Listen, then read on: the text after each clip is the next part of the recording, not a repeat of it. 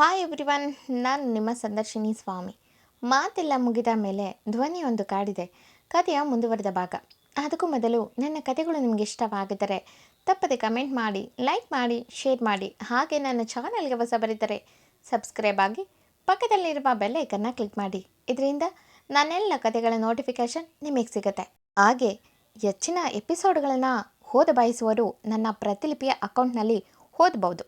ಬನ್ನಿ ಈ ಕಥೆಯ ಮುಂದುವರೆದ ಭಾಗನ ನೋಡೋಣ.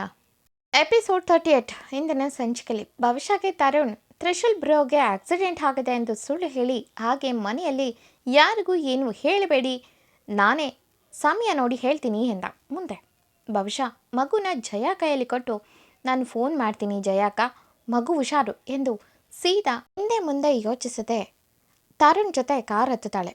ತರುಣ್ ಮನದಲ್ಲೇ ಇವತ್ತು ಎಲ್ಲ ವಿಷಯ ಕ್ಲಿಯರ್ ಮಾಡಿ ಹೇಗಾದ್ರೂ ಮಾಡಿ ಭವಿಷ್ಯ ಒಪ್ಪಿಸೇನೆ ಮನೆಗೆ ಕರ್ಕೊಂಡು ಹೋಗಬೇಕು ಎಂದು ನಿರ್ಧಾರ ಮಾಡಿನೇ ಕಾರ್ ಓಡಿಸ್ತಾನೆ. ಭವಿಷ್ಯ ಮುಖ ತುಂಬ ಟೆನ್ಷನ್ನಲ್ಲೇ ಇರೋದನ್ನು ನೋಡಿ ಅವನಿಗೆ ಮನದಲ್ಲೇ ಇವಳು ಬ್ರೋನ ಏನಾದರೂ ಲವ್ ಮಾಡ್ತಿದ್ದಾಳ ಎಂದು ಯೋಚಿಸೇನೆ ಅವನ ಮುಖ ಕಪ್ಪಿಟ್ಟಿತು. ನಿಧಾನಕ್ಕೆ ಭವಿಷ್ಯ ಕಡೆ ತಿರುಗಿ, ಯಾಕೆ ಎಷ್ಟೊಂದು ಟೆನ್ಷನ್ನಲ್ಲಿದ್ದೀರಾ ಎಂದ. ಅವನ ಮಾತು ಕೇಳಿದ ಭವಿಷ್ಯ ಒಪ್ಪು ಗಂಟಿಗೆ, ಏನ್ರಿ ತರುಣ್ ಹೀಗೆ ಮಾತಾಡ್ತಿದ್ದೀರಾ? ತ್ರಿಶೂಲ್ ಸರ್ ಅಲ್ಲಿ ಆಕ್ಸಿಡೆಂಟ್ ಆಗಿ ಹಾಸ್ಪಿಟಲ್ನಲ್ಲಿ ಇದ್ದರೆ ನಗ್ತಾ ಇರೋಕ್ಕಾಗತ್ತಾ? ನಾನು ಮನುಷ್ಯಳೆ, ನಾವೇನು ಕಲ್ಲಲ್ಲ. ಅಷ್ಟು ಪುಟ್ಟ ಮಗು ಹೀಗಾಗಲೇ ಅಮ್ಮನನ್ನು ಕಳ್ಕೊಂಡಿದೆ. ಈಗ ಅಪ್ಪನ ಪರಿಸ್ಥಿತಿ ಹೇಗಿದೆಯೋ ಅನ್ನೋ ಆತಂಕದಲ್ಲಿ ಇದ್ದರೆ ನೀವೇಂದ್ರೆ ಹೀಗೆ ಕೇಳ್ತಿದ್ದೀರಾ? ನಿಮ್ಮ ಕಣ್ಣಿಗೆ ಫೀಲಿಂಗ್ಸ್ಲೆಸ್ ಹುಡುಗಿ ಥರ ಕಾಣ್ತಿದ್ದೀನಾ ಎಂದಳು ಒಪ್ಪು ಗಂಟಿಗೆ. ತರುಣ್ಗೆ ಅವಳ ಮಾತು ಕೇಳಿ ಒಳಗೊಳಗೆ ನಗು ಬಂದರು. ಮೇಲೆ ಮಾತ್ರ ತೋರದೆ, ಹಾಗೇನಿಲ್ಲ, ನಿಮ್ಮನ್ನು ನೋಡಿದ್ರೆ ನನಗೇನು ಅನ್ಸುತ್ತೆ ಗೊತ್ತಾ, ಈ ಟಿಪಿಕಲ್ ಗೃಹಿಣಿಯರಿರ್ತಾರಲ್ಲ ಹಾಗೆ ಈಗ ಟೆನ್ಷನ್ನಲ್ಲಿದ್ದೀರಾ ಎಂದ. ಭವಿಷ್ಯ ಅವನ ಮಾತಿನ ಕಡೆ ತಲೆ ಕೆಡಿಸ್ಕೊಳ್ದೆ, ಯಾವ ಹಾಸ್ಪಿಟಲ್ ಎಂದಳು. ತರುಣ್, ಬನ್ನಿರಿ ಕರ್ಕೊಂಡು ಹೋಗ್ತೀನಿ ಎಂದು ಸುಮ್ಮನೆ ಕಾರ್ ಡ್ರೈವ್ ಮಾಡ್ತಿದ್ದ. ಇನ್ನೊಂದು ಕಡೆ ತ್ರಿಶೂಲ್ಗೆ ಹೋದ ಕೆಲಸ ಬೇಗ ಮುಗಿದಿದ್ದರಿಂದ ಮನೆಗೆ ಹೋಗೋಣ, ಸುಮ್ಮನೆ ಯಾಕೆ ಇಲ್ಲಿ ಸ್ಟೇ ಮಾಡೋದು ಎಂದು ಯೋಚಿಸಿ ಅವನೀಗ ಮನೆಗೆ ಬರೋದ್ರಲ್ಲಿದ್ದ. ಭವಿಷ್ಯ ರೋಡ್ನಲ್ಲಿ ಪಾಸ್ ಆಗುತ್ತಿದ್ದ ಹಾಸ್ಪಿಟಲ್ಗಳನ್ನು ನೋಡಿ, ಇನ್ನು ಎಷ್ಟು ದೂರ ತರುಣ್ ಅವರೇ, ಸರ್ನಾ ಯಾವ ಹಾಸ್ಪಿಟಲ್ಗೆ ಸೇರಿಸಿದ್ದೀರಾ ಎಂದಳು. ತರುಣ್ ಏನೂ ಮಾತಾಡದೆ ಸುಮ್ಮನೆ ಕೂತವನ ಕಾರ್ ಹೋಗಿದ್ದೆ ಒಂದು ಲಕ್ಸುರಿ ಹೋಟೆಲ್ ಕಡೆಗೆ. ಭವಿಷ್ಯ ಅದನ್ನು ನೋಡಿ ಮತ್ತೆ ತರುಣ್ ನೋಡಿ, ಯಾಕೋ ಏನೋ ಸರಿ ಇಲ್ಲ, ಇವನು ಯಾಕೆ ಇಷ್ಟು ದೊಡ್ಡ ಹೋಟೆಲ್ಗೆ ಕರ್ಕೊಂಡು ಬಂದಿದ್ದಾನೆ ಎಂದು ಯೋಚಿಸಿದ್ಲು. ಕಾರ್ನ ಹೋಟೆಲ್ ಪಾರ್ಕಿಂಗ್ ಲಾಟ್ಗೆ ಪಾರ್ಕ್ ಮಾಡಿ ಬನ್ನಿ ಎಂದು ಕೈ ತೋರಿಸಿ ಡೋರ್ ತೆಗೆದ. ಭವಿಷ್ಯ ಕೆಳಗಿಳಿದು ಬಂದು, ಓಸಲ ಥರ ಈ ಭುವನ್ ಏನಾದರೂ ಹೀಗೆ ಕರ್ಕೊಂಡು ಬರೋಕ್ಕೆ ಕೇಳಿದ್ನ ಇವ್ರಿಗೆ ಎಂದು ಯೋಚಿಸ್ತವಳು. ಇಲ್ಲ, ತ್ರಿಶೂಲ್ ಸರ್ ಹೇಳಿದ್ರಾ ಎಂದು ಯೋಚಿಸಿ, ನೋ ಚಾನ್ಸ್, ಅವರು ಮಗು ಇಲ್ಲದೆ ನನ್ನ ಯಾವತ್ತೂ ಹೀಗೆ ಕರೆಯಲ್ಲ ಎಂದು ಯೋಚಿಸುತ್ತಾ ಹಾಗೆ ಹೋಟೆಲ್ ಎಂಟ್ರೆನ್ಸ್ನಲ್ಲೇ ನಿಂತಳು. ತರುಣ್ ಅವಳಲ್ಲೇ ನಿಂತಿರೋದನ್ನು ನೋಡಿ ರಿಟರ್ನ್ ಬಂದು, ಬಂದ್ರಿ ಎಂದು ಅವಳ ಮುಂದೆ ಕೈ ಚಾಚಿದ. ಭವಿಷ್ಯ ಅವನ ಮುಖ ನೋಡಿದ್ಲು. ಅವನ ಮುಖದಲ್ಲಿ ನಗು ಮೂಡಿತು, ಏನೋ ಫ್ರಾಂಕ್ ಮಾಡಿರೋ ರೀತಿ. ಅದನ್ನು ಗಮನಿಸಿ ಹಿಂದೆ ತಿರುಗಿದ ಹುಡುಗಿ ಕೈ ಹಿಡಿದ ತರುಣ್, ಇವಾಗ ಏನೋ ಮಾತಾಡಿದ್ರೆ ಬಂದರೆ ಚೆನ್ನಾಗಿರುತ್ತೆ, ಇಲ್ಲೆಲ್ಲ ದೊಡ್ಡ ದೊಡ್ಡ ಜನ ಇರ್ತಾರೆ ಎಂದು ಕೈ ಹಿಡಿದು ಹೇಳ್ಕೊಂಡು ಹೋಗ್ತಾನೆ ಅಲ್ಲಿಂದ. ಭವಿಷ್ಯಗೆ ಕೋಪ ಬಂದಿತ್ತು, ಬಟ್ ಈಗ ಸರಿಯಾದ ಸಮಯ ಅಲ್ಲ ಎಂದು ಅವನನ್ನು ಹಿಂಬಾಲಿಸಿದ್ಲು. ತರುಣ್ ಸೀದಾ ಹೋಗಿದ್ದ ಲಾಸ್ಟ್ ಫ್ಲೋರ್ಗೆ. ಅದು ಗೋಲ್ಡನ್ ಕ್ಲಾಸ್ ರೂಮ್. ಅಲ್ಲಿ ರೂಮ್ ಜೊತೆಗೆ ವಿಶಾಲವಾದ ಲಾ ಕೂಡ ಇತ್ತು. ಅದು ತುಂಬ ಪ್ರೈವೇಟ್ ಆಗಿರೋರಿಗೆ ಮಾತ್ರ ಕೊಡ್ತಿದ್ರು. ತರುಣ್ ಲಿಫ್ಟ್ನಲ್ಲೂ ಏನೂ ಹೇಳಿಲ್ಲ ಭವಿಷ್ಯ ಬಳಿ. ಭವಿಷ್ಯ ಕೈ ಹಿಡಿದೆ ಸೀದಾ ರೂಮಿಗೆ ಬಂದ.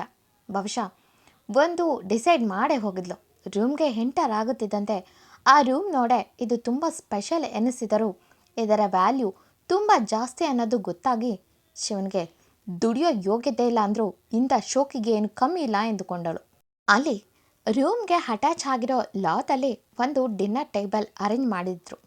ಅಲ್ಲಿ ಪಕ್ಕದಲ್ಲಿ ಸ್ವಿಮ್ಮಿಂಗ್ ಪೂಲ್ ಮತ್ತು ಸುತ್ತಲೂ ತಣ್ಣನೆ ಬೀಸೋ ಗಾಳಿಗೆ ಅದು ಇನ್ನೂ ಬ್ಯೂಟಿಫುಲ್ ಎನಿಸೋದು. ಅದು ಅಲ್ಲದೆ ಆ ಬಿಲ್ಡಿಂಗ್ ತುಂಬ ಹೈಟ್ ಇದ್ದಿದ್ದರಿಂದ ಇಡೀ ಸಿಟಿ ವ್ಯೂ ತುಂಬ ಚೆನ್ನಾಗಿ ಕಾಣ್ತಿತ್ತು. ಭವಿಷ್ಯ ಕೈಕಟ್ಟಿ ಆ ಲಾಗೆ ಬಂದು ನಿಂತಳು. ತರುಣ್ ಫ್ರೆಶ್ ಆಗಿ ಬರ್ತೀನಿ ಎಂದು ವಾಶ್ರೂಮ್ಗೆ ಹೋಗ್ತಾನೆ. ಅಷ್ಟೊತ್ತಿಗೆ ಭವಿಷ್ಯ ನಂಬರ್ಗೆ ಮೆಸೇಜ್ ಬಂದಿತ್ತು, ಮಗು ಮಲಗಿದ್ಯಾ, ನಾನು ಬರ್ತಿದ್ದೀನಿ ಎಂದು. ಆ ಒಂದು ಮೆಸೇಜ್ ನೋಡಿ ಭವಿಷ್ಯ ಕಣ್ಣುಗಳು ಹರಳಿತು. ತಕ್ಷಣ ಭವಿಷ್ಯ ತಡ ಮಾಡದೆ ಐ ಮೀನ್ ಡೇಂಜರ್ ಎಂದು hotel sky blue golden class room ಎಂದು ಟೈಪ್ ಮಾಡಿ ಸೆಂಡ್ ಮಾಡಿ ತಕ್ಷಣ ಆ 2 ಮೆಸೇಜ್ನು ಡಿಲೀಟ್ ಮಾಡಿದ್ಲು. ಅಷ್ಟೊತ್ತಿಗೆ ತರುಣ್ ಹಿಂದಿನಿಂದ ಬರುವ ಶಿವನ ಶಬ್ದ ಕೇಳಿತು. ತರುಣ್ ತನ್ನ ಬೆನ್ನ ಹಿಂದೆ ಫ್ಲವರ್ ಬೊಕ್ಕೆ ಹಿಡಿದು ಬಂದು ಅವಳ ಮುಂದೆ ಮಂಡಿ ಉರಿ you are most special to me ಎಂದ. ತಕ್ಷಣ ಅವನ ಕಣ್ಣುಗಳು ಭವಿಷ್ಯ ಕೈಯಲ್ಲಿ ಹಿಡಿದಿದ್ದ ಫೋನ್ ನೋಡಿ ಪಟ್ ಎಂದು ಆ ಫೋನ್ನ ಕಿತ್ಕೊಂಡು ಲಾಕ್ ಆಗಿರುವ ಅವಳ ಫೋನ್ನ ಅನ್ಲಾಕ್ ಮಾಡ್ರಿ ಎಂದು ನಯವಾಗೆ ಮಾತಾಡ್ದ. ಭವಿಷ್ಯ ಉಬ್ಬು ಗಂಟಿಗೆ ಅನ್ಲಾಕ್ ಮಾಡಿಕೊಟ್ಲು. ಅದರಲ್ಲಿ ಯಾವುದೇ ಫೋನ್ ಆರ್ ಮೆಸೇಜ್ ಹೋಗಿಲ್ಲ ಎಂದು ಕನ್ಫರ್ಮ್ ಆದ ಮೇಲೆ ಫೋನ್ ತೆಗೆದು ಅಲ್ಲೇ ಇದ್ದ ಟೇಬಲ್ ಮೇಲಿಟ್ಟು ತುಂಬ ಧೈರ್ಯ ಕಣ್ರಿ ನಿಮಗೆ ಎಂದ. ಆ ಕಡೆಯಿಂದ ಕಾರ್ನಲ್ಲಿ ಕೂತಿದ್ದ ತ್ರಿಶೂಲ್ ಅವಳ ಮೆಸೇಜ್ ನೋಡಿ ಏನಾಯಿತು, ಅವಳು ಯಾಕೆ ಅಲ್ಲಿಗೆ ಹೋಗಿದ್ದು ಎಂದು ಅವಳಿಗೆ ಕಾಲ್ ಮಾಡಿದೆ ಜಯಾಗೆ ಕಾಲ್ ಮಾಡಿದ್ದ. ಆ ಕಡೆಯಿಂದ ಜಯ ಕಾಲ್ನ ರಿಸೀವ್ ಮಾಡಿ ತ್ರಿಶೂಲ್ ವಾಯ್ಸ್ ಅಂತ ತಿಳಿದ ತಕ್ಷಣ ಸರ್ ಚೆನ್ನಾಗಿದ್ದೀರಾ, ಮಗು ಮಲಗಿದೆ, ಭವಿಷ್ಯ ಹೇಳಿದಂತೆ ಊಟ ಕೊಟ್ಟಿದ್ದೀನಿ ಎಂದಳು. ತ್ರಿಶೂಲ್ ಭವಿಷ್ಯ ಎಲ್ಲೋಗಿದ್ದಾಳೆ ಎಂದ. ಜಯ ನಿಮ್ಮನ್ನೇ ನೋಡೋಕ್ಕೆ ಹಾಸ್ಪಿಟಲ್ಗೆ ಹೋಗ್ತಿದ್ದೀವಿ ಅಂತ ಇಬ್ಬರು ಬಂದರು ಎಂದಳು. ತ್ರಿಶೂಲ್ ಇಬ್ಬರು ಅಂದರೆ ಎಂದ ನಿಧಾನಕ್ಕೆ. ಜಯ ತರುಣ್ ಸರ್ ಮತ್ತು ಭವಿಷ್ಯ ಅಂದ್ಲು. ತ್ರಿಶೂಲ್ಗೆ ಈಗ ಒಂದು ಕ್ಲಾರಿಟಿ ಸಿಕ್ಕಿತು. ಜಯಾಗೆ ವಿಷಯ ಗೊತ್ತಾಗಬಾರ್ದು ಎಂದು ಸರಿ ಎಂದು ಕಾಲ್ ಕಟ್ ಮಾಡಿ ತಕ್ಷಣ ಡ್ರೈವರ್ ಸ್ಕೈ ಬ್ಲೂ ಹೋಟೆಲ್ಗೆ ಹೋಗು ಬೇಗ ಎಂದ. ತ್ರಿಶೂಲ್ ಮನಸ್ಸಲ್ಲೇ ಕೋಪ ಕುದೀತಿತ್ತು. ಎಷ್ಟು ಧೈರ್ಯ, ನನಗೆ ಆಕ್ಸಿಡೆಂಟ್ ಆಗಿದೆ ಅಂತ ಕರ್ಕೊಂಡು ಹೋಗಿದ್ಯಾ, ಇವತ್ತು ಅವಳ ಮೇಲೆ ನಿನ್ನ ಕೈ ಬೆರಳು ಸೋಕಿದ್ರೆ ಅಂದರೂ ನಾನು ನನ್ನ ತಮ್ಮ ಅನ್ನೋದನ್ನು ಮರಿಬೇಕಾಗತ್ತೆ ಎಂದು ಮುಷ್ಟಿ ಬಿಗಿಯೋದು ಹಿಡ್ದ.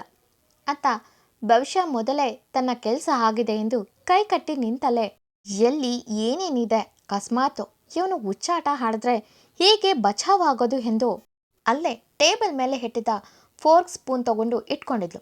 ತರುಣ್ ಅವಳಿನ್ನೂ ತಾನು ಹಿಡಿದಿದ್ದ ಬೊಕ್ಕೆ ತಗೊಂಡಿಲ್ಲ ಎಂದು ತಗೊಳ್ರಿ ಎಂದ ಸ್ಮೈಲ್ ಮಾಡುತ್ತ. ಭವಿಷ್ಯ ಹೇ ಡ್ರೋಸ್ ಎಂದಳು ಮುಖ ತಿರುಗಿಸಿ. ತರುಣ್ ಮೊದಲನೇ ಅದ್ಭುತ ಕಣ್ರಿ ಎಂದವನು ಮೇಲೆದ್ದು ಹೋಗ್ಲಿ ಬಿಡಿ, ಏನಿಷ್ಟ ನಿಮಗೆ ಎಂದ. ಭವಿಷ್ಯ ಹುಬ್ಬು ಬೆಸೆದು ಸುಳ್ಳು ಹೇಳಿ ಕರ್ಕೊಂಡು ಬಂದಿದ್ದೀರಾ, ಏನು ಹೇಳಬೇಕೋ ಅಂತಿದ್ದೀರೋ ಅದನ್ನು ಬೇಗ ಹೇಳಿ, ಮನೆಗೆ ಹೋಗಬೇಕು ನಾನು ಎಂದಳು. ತರುಣ್ ನಗುತ್ತಾ ನೀವು ತುಂಬ ಸ್ಮಾರ್ಟ್ ಅಂತ ಗೊತ್ತು ಕಣ್ರಿ, ಆ ನಿಮ್ಮ ಸ್ಮಾರ್ಟ್ನೆಸ್ಸೇ ನನ್ನನ್ನು ಹೀಗೆ ಸೆಳೀತಿರೋದು ಎಂದ. ಭವಿಷ್ಯ ಅವನ ಟೈಮ್ ವೇಸ್ಟ್ ಮಾಡೋದು ಹೇಗೆ ಎಂದು ಯೋಚಿಸಿ ಅರ್ಥ ಆಗಲಿಲ್ಲ ಎಂದು ಅವನ ಮನದಲ್ಲಿದ್ದ ಮಾತನ್ನು ಕಕ್ಕಿಸುತ್ತಿದ್ಲು. ತರುಣ್ ಬೊಕ್ಕಿನ ಟೇಬಲ್ ಮೇಲಿಟ್ಟು ನಾನು ನಿಮ್ಮನ್ನು ತುಂಬ ಇಷ್ಟಪಡ್ತೀನಿ ಕಣ್ರಿ, ನನ್ನ ಮದುವೆ ಆಗ್ತೀರಾ, ಇದು ನಿಮ್ಮನ್ನು ನೋಡಿದ ಫಸ್ಟ್ ಟೈಮೇ ಡಿಸೈಡ್ ಮಾಡಿದೆ, ಅದೇನೋ ಲವ್ ಅಟ್ ಫಸ್ಟ್ ಸೈಟ್ ಅಂತಾರಲ್ಲ, ಅದು ನನ್ನಂಥ ಜಾಲಿ ಬಾಯ್ ಲೈಫ್ನಲ್ಲೂ ಬರುತ್ತೆ ಅಂತ ನಿಜವಾಗ್ಲೂ ಗೊತ್ತಿರಲಿಲ್ಲ. ರಿಯಲಿ ನಾನು ನಿಮ್ಮನ್ನು ನೋಡಿ ಬಿದ್ದೋಗ್ಬಿಟ್ಟೆ ಕಣ್ರಿ ಎಂದ. ಆ ಕಡೆ ತ್ರಿಶೂಲ್ ಎಷ್ಟು ಫಾಸ್ಟಾಗಿ ಸಾಧ್ಯನೋ ಅಷ್ಟು ಫಾಸ್ಟಾಗಿ ಕಾರ್ನ ಡ್ರೈವ್ ಮಾಡಿಸ್ತಿದ್ದಾನೆ. ಫಸ್ಟ್ ಟೈಮ್ ಹುಡ್ಗನ ಮನಸ್ಸು ತನ್ನ ವಸ್ತುನ ಬೇರೆಯವರು ಮುಟ್ಟೋ ಪ್ರಯತ್ನ ಮಾಡ್ತಿದ್ದಾರೆ ಅನ್ನೋ ಫೀಲ್ ಕಾಡೋಕ್ಕೆ ಶುರುವಾಗಿತ್ತು. ಮನಸ್ಸಲ್ಲೇ ಏನೋ ಕಳವಳ, ಹೇಳೋಕೆ ಆಗದಿರೋವಷ್ಟು ನೋವು ಕಾಡ್ತಿದೆ. ತರುಣ ಇವತ್ತೇನು ಮಾಡಿದ್ರೂ ಆಶ್ಚರ್ಯ ಇಲ್ಲ, ಅಷ್ಟು ಕೋಪ ಇದೆ ಅವನ ಮೇಲೆ.